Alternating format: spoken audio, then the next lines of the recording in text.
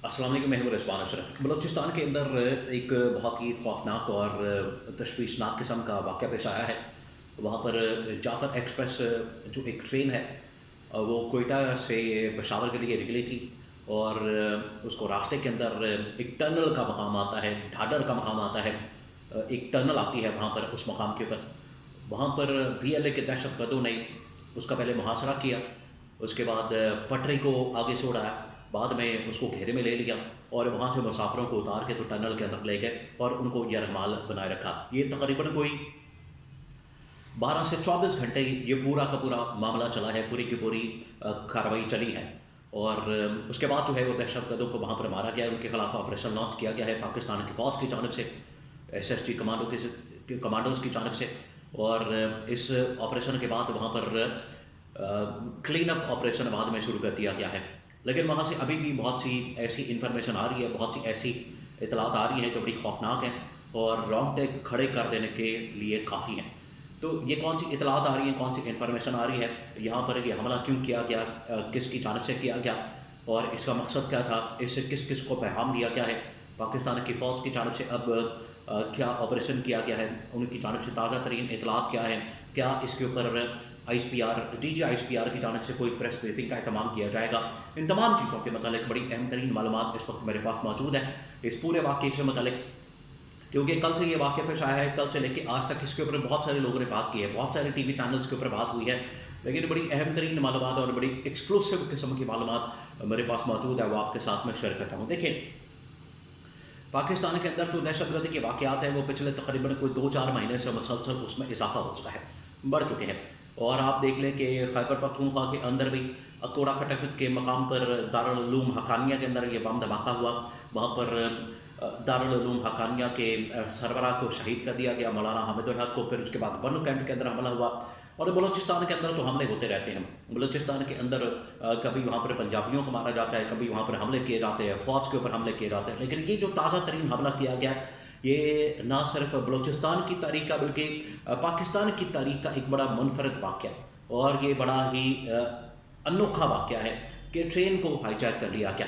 यानी दुनिया के अंदर या पाकिस्तान के अंदर इस तरह के वाक़यात हुए हैं कि तैयारी को हाईजैक किया गया है, प्लेन को हाईजैक किया गया है, या इस तरह से और बहुत सारी हॉस्टेज सिचुएशन पाकिस्तान के अंदर बनाई गई है। लेकिन ये पहली मरतबा हुआ है कि ट्रेन को हाईजैक किया गया है और वहाँ पर लोगों को हाईजैक किया गया है, उनको यरगमाल बनाया गया। वाक़या क्या होता है? वाक़या असल में होता है कल तकरीबन कोई सुबह के वक्त ये ट्रेन चलती है कोयटा से पेशावर के लिए और जैसे ही 12-1 बजे के करीब यहाँ पर पहुँचती है, इस मकाम के ऊपर पहुँचती है। उसके बाद यहाँ से इसने निकलना था और दूसरे सूबे के अंदर और फिर उसके बाद पेशावर की तरफ रवाना होना था। लेकिन यहाँ पर बलूचिस्तान के अंदर बहुत सारी टनल्स मौजूद हैं और उनको काट के जो है ट्रेनों के लिए ये ट्रैक बिछाए गए हैं और बहुत सारी टनल्स में से सड़कें भी गुजारी जाती हैं। यहाँ पर जैसे ही ये टनल के करीब पहुँचती है तो आगे से पटरी को उड़ाया जाता है और उसके बाद इसका मुहासरा कर लिया जाता है और मुहासरा करने के बाद यहाँ से मुसाफिरों को उतारा जाता है और उसको बाद में टनल के अंदर मुंतकिल किया जाता है और टनल के अंदर यरगमाल बना लिया जाता है। और उसके बाद ये जो यरगमाल और हॉस्टेज की सिचुएशन है तकरीबन 12 से 16 घंटे चलती है, 12 से 16 घंटे। अब वाक़या किसने किया है इसके बारे में मैं आपको बताता हूँ, फिर इसकी further step by step 1 bye 1 मैं डिटेल आपके साथ शेयर करता हूँ। सबसे पहले ये वाक़या किसने किया है? वाक़या असल में किया गया है BLA की जानब से, बलूचिस्तान लिबरेशन आर्मी की जानब से। और ये बलूचिस्तान के अंदर एक तहरीक चलाते हैं, उनका एक अस्करी मिलिट्री विंग है जो कि यहाँ पर ये कार्रवाई करते हैं। अब उनका असल में एक मजीद ब्रिगेड है, उनके असल में बहुत सारे विंग्स बने हुए हैं जो कि अपनी अपनी हैसियत के अंदर काम करते हैं और मुख्तलिफ़ चीज़ों के ऊपर काम करते हैं, मुख्तलिफ़ मामलात के ऊपर काम करते हैं। उनके अंदर के एक मजीद ब्रिगेड नाम से एक ग्रुप है या विंग है जो कि ऑपरेशन के मामलात को देखता है। इसके अलावा इंटेलिजेंस के मामलात के लिए एक अलहदा से विंग बना हुआ है, वो भी इसके अंदर शामिल था।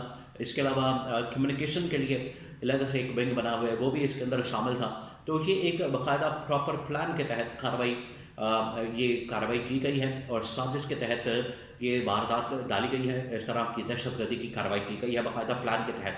پہلے پلان کیا گیا ہے، اس کو باقاعدہ طور پر دیکھا گیا ہے، ریکی کی گئی ہے اور پورا ڈیزائن کیا گیا ہے. ڈیزائن کرنے کے بعد یہ کارروائی اور واردات ان کی جانب سے ڈالی گئی ہے.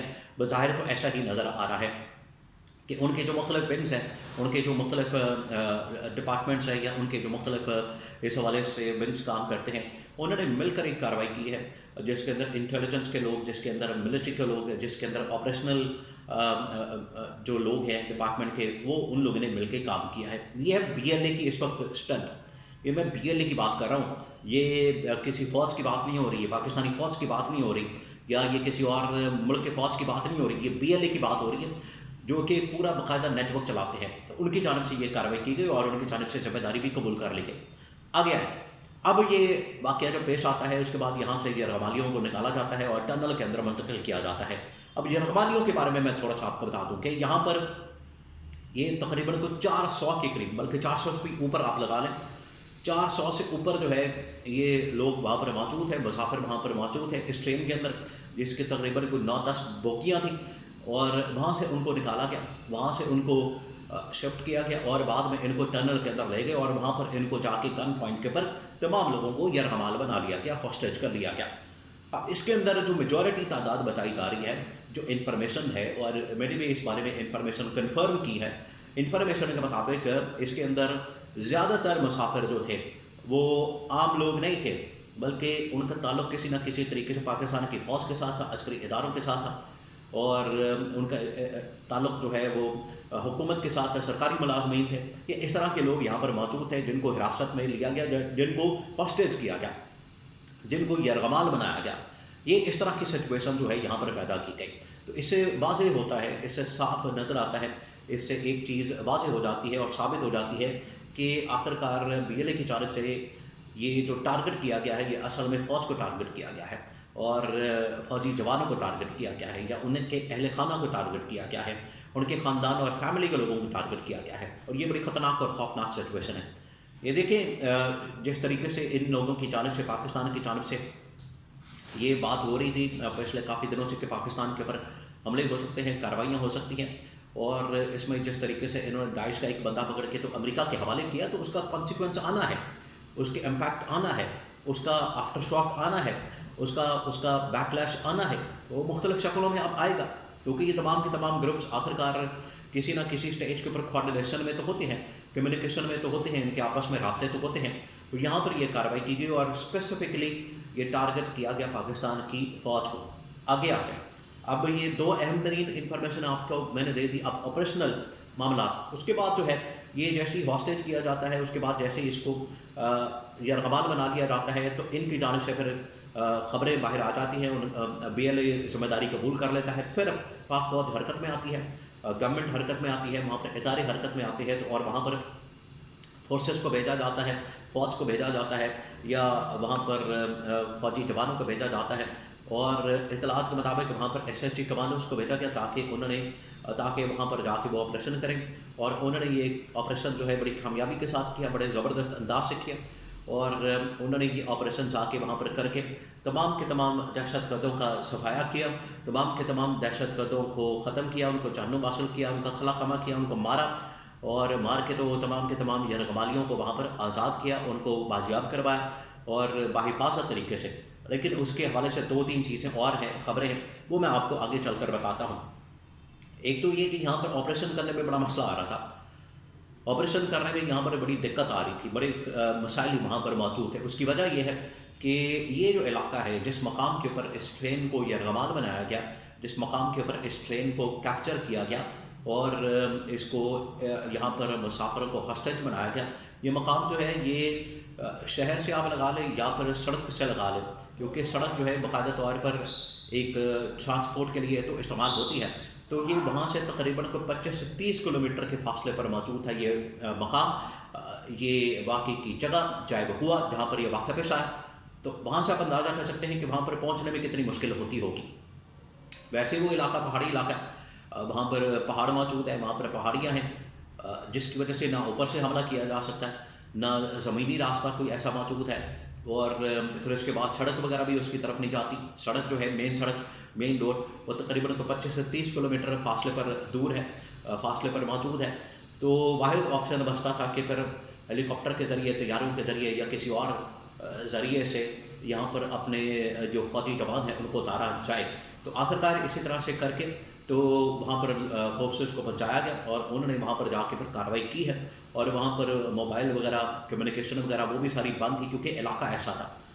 اب وہاں پر جو اطلاعات آ رہی ہیں، جو انفارمیشن آ رہی ہے وہ یہ ہے کہ وہاں پر زخمی بھی ہوئے ہیں، لوگ مارے بھی گئے ہیں، تابوت بھی بھیجے جا رہے ہیں. مزید اس کے حوالے سے بڑی خوفناک اور تشویشناک خبریں آ رہی ہیں. اور یہ اس کی بیک گراؤنڈ تھی، یہ پورا آپریشن تھا اور اس طریقے سے کارروائی کی گئی ہے. کلین اپ آپریشن ابھی جاری ہے، اس کو کلیئر کیا جا رہا ہے، علاقے کو مکمل کیا جا رہا ہے. لیکن یہ واقعہ پاکستان کے لیے ایک انتہائی اہم ترین پیغام چھوڑ کے جا رہا ہے. وہ یہ کہ پاکستان کے اندر یونٹی پیدا کرنے کی ضرورت ہے، پاکستان کے اندر اتحاد پیدا کرنے کی ضرورت ہے تاکہ ان دہشت گردوں کا نہ صرف مقابلہ کیا جا سکے بلکہ ان کا قلع کما کیا جا سکے.